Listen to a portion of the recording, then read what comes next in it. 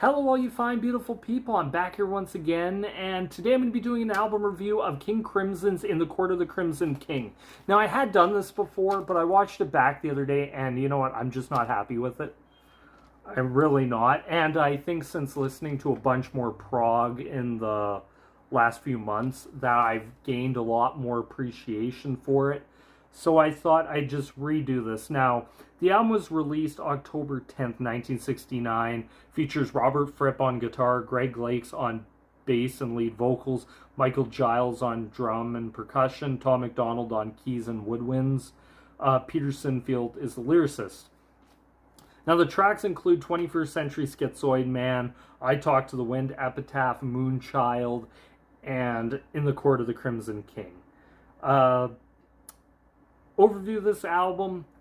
Many people have said that this is the first true progressive rock album, start to finish.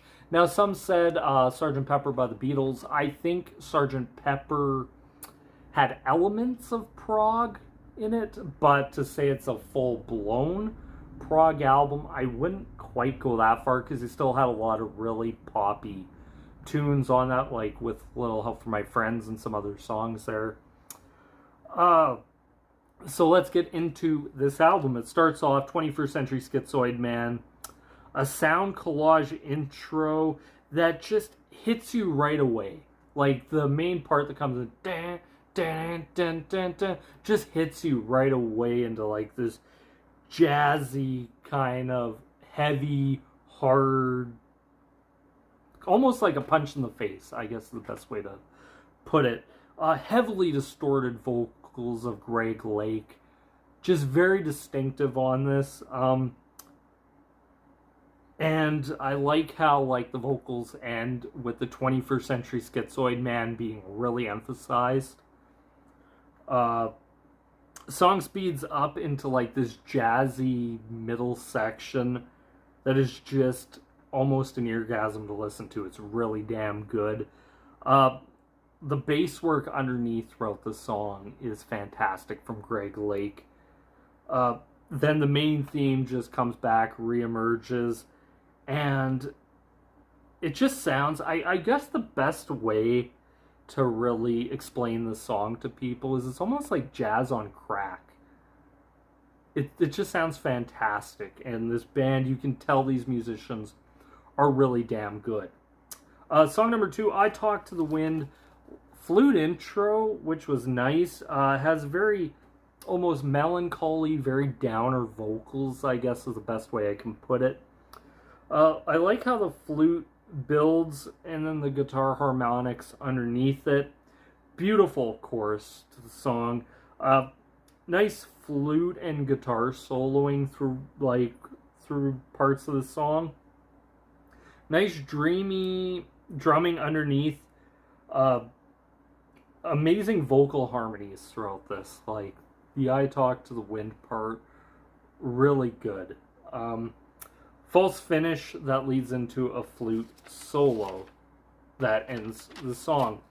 Now on to song number 3, which is one of my all-time favorite songs, the epic Epitaph.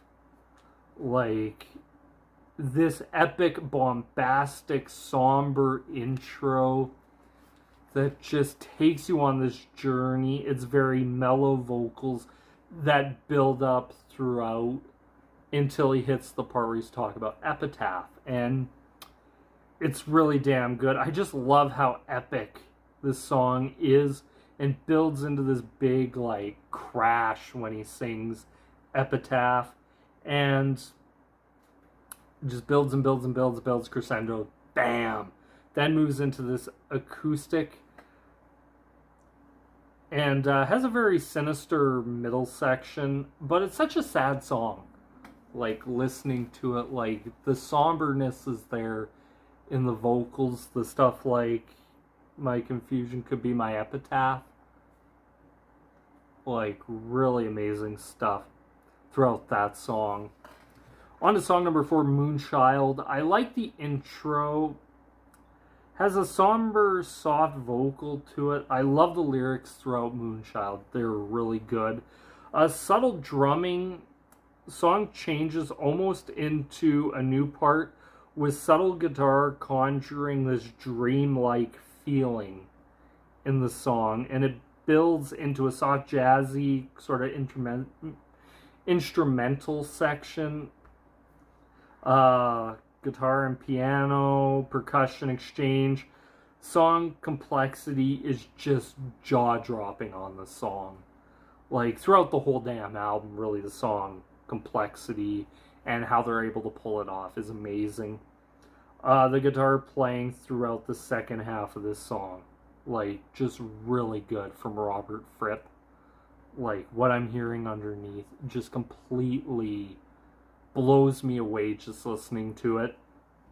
Song number 5, In the Court of the Crimson King, once again another epic. Intro, acoustic and vocals are entrancing into this In the Court of the Crimson King type stuff. Vocal harmonies are amazing on this song. I like how the song speeds up into this, and I like how the song speeds up and then the bass is matching it.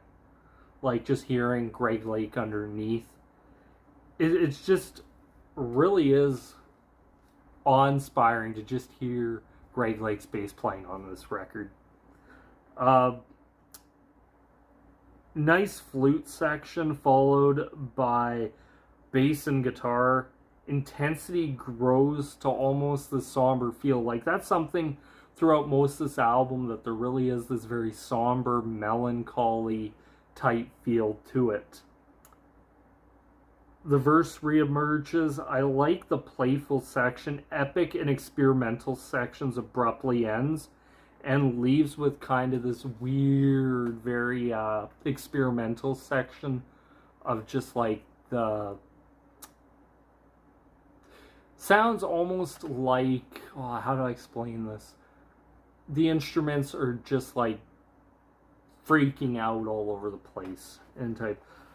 So that is In the Court of the Crimson King by King Crimson. Now, the highlights of this album, I will say there's not a bad song on this album. Each song is different and is very unique and has a different feel to each one. The musicianship on this album is outstanding. Like, listening to this album, I was like, holy crap, and this is 1969. Like, the production on it is outstanding. The musicianship's good. Each song title is absolutely emphasized in like a chorus or the end of a verse. Like 21st Century Schizoid Man is at the end of the verse there. I Talk to the Wind is sung differently than the rest of the song. Epitaph is very heavily emphasized on that song. Moonchild is a very different feel to it, but it's also emphasized Moonchild. And In the Court of the Crimson King is very, very heavily emphasized in the singing of it. So it's very easy to pick out what the name of the song is. Just look for the most emphasized part almost of that song. The lyrics are absolutely outstanding throughout this album.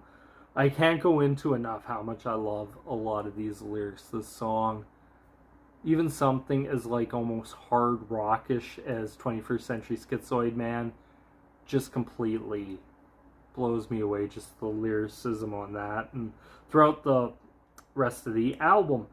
And the album left me wanting more.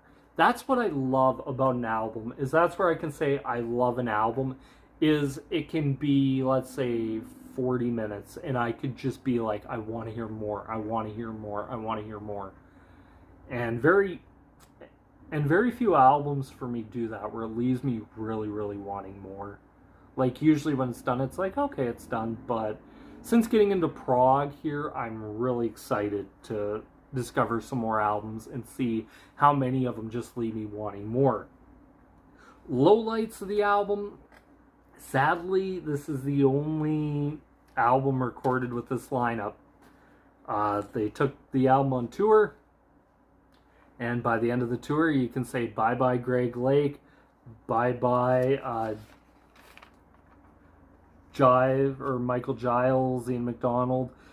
By the end of it, Peter Sinfield and Robert Fripp were the only two people left in the band. Which is kind of the sad part about this, that you could never get that second album, even though some of the guys came back and were session musicians on the next record. By this point, the band was pretty much going through changes. Album's legacy, in my opinion, gave direction to a lot of bands at this time. This is one of those where if you listen to this record, it gave direction to bands like Pink Floyd, who at this time released Amagama, were really kind of a directionless band. And listening to this, I'm not sure the band would admit it, but listening to this, you can tell it gave bands, okay, we don't have to write the poppy stuff or have a hit single. We can release an album, and it can work. Gave Genesis, yes, just right off the bat after debut albums where you're like, okay, this isn't what many fans came to know it as, but it gave them a direction to go where you can be very musical. Deep Purple completely changed their sound. I'm not sure if it's due to this album, but Deep Purple 1970, completely different sound. Gone is the psychedelia, here's the hard rock, the proto-metal, I guess you could say. Uriah Heep as well, Gentle Giant, countless other bands that I think once King Crimson released this record, it was like, oh my god, the floodgates opened for a lot of bands and gave them direction. So that's my thoughts and opinions of In the Court of the Crimson King by King Crimson. Tell me, what do you think of the album down below in the comments section? Do you like it? Do you hate it? Or kind of in the middle about it? Please let me know down below. I'm always open to learning new stuff. I love going back, listening to a lot of these older albums, and just giving you my thoughts and opinions on them. I know the songs, I don't really go into too much detail about them, but allows you guys to go listen. This is me here once again. Thank you guys so much for watching. Peace.